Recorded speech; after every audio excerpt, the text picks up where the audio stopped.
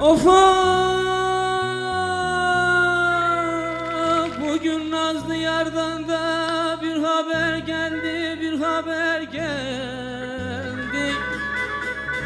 Bizim kapılardan da geçmesin demiş, geçmesin demiş oy.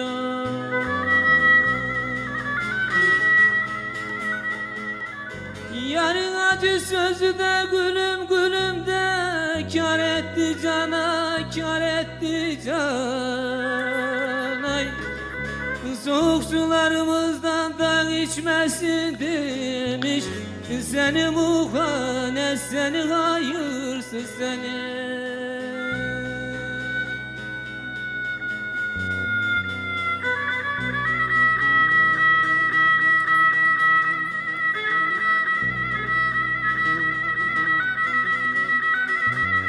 Yaylam senin başına duman inmemiş, duman inmiş de gonca gülüm solmamış. Yarsız yaylaların tadı kalmamış.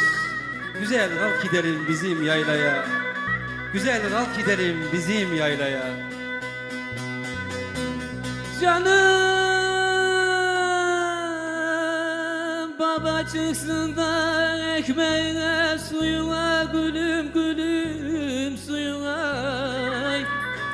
Yemin ettim de daha yar yar gelmem köyüme, gelmem köyüme oy.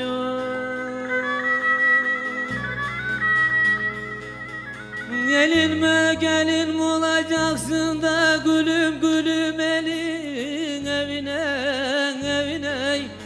Kapalı kapımı da açmasın demiş, açmasın demiş oy.